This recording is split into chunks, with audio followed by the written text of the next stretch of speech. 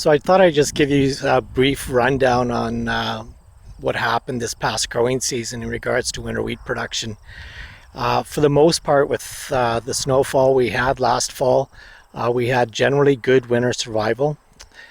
We did run into a few fields with a few issues in regards to snow mold. And what we saw last year was we had relatively early seeding for winter wheat, and so it went in late August, early September, and we had really good growing conditions. And in some cases we've seen some of the winter wheat fields actually reach a point of excessive growth, and we had a very mild fall, and we didn't really have the best conditions for winter hardening, and frost didn't come till probably killing frost didn't come till mid-November.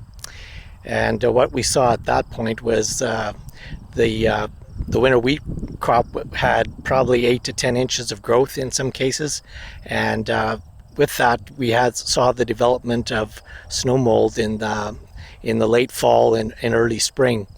And we also had a pretty heavy snowfall in early April, so that just made conditions more ideal for that snow mold to develop. So we did lose a couple of fields, especially in eastern Manitoba, but at the site here in Carberry we also saw some issues with snow mold in some of the plots. And that's just the way snow mold develops. It just doesn't wipe out entire areas. It is a hit and miss thing, and it's often similar to what you would see in your lawn grass if you didn't cut your lawn in the fall and you got snow mold develop in your lawn over winter. So that was one of the issues that we had.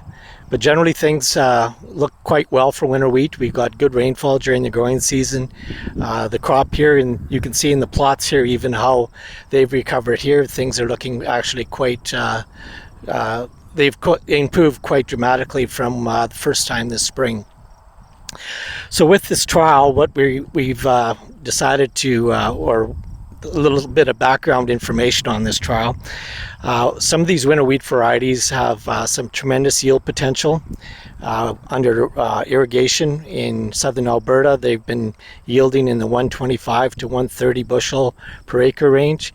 So our feeling is, under dryland conditions, and if Mother Nature cooperates and we get decent rainfall during the growing season, we should be able to target the 90 to 100 bushels an acre.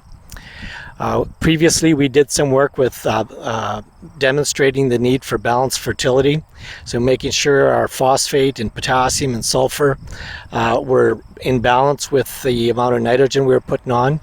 But we also wanted to look at what nitrogen rates were most effective in maximizing yield, and what percent of nitrogen, and the timing, I guess, of the nitrogen and when it should be applied.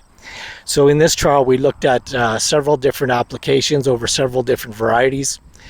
We've got all of the nitrogen applied in the fall versus various splits of nitrogen, 50-50 going in the spring, and 50 in the fall and 50 in the spring, over 3 different varieties: Wildfire, Gold Rush, and Vortex, a newer variety that's probably going to be more widely available come this fall.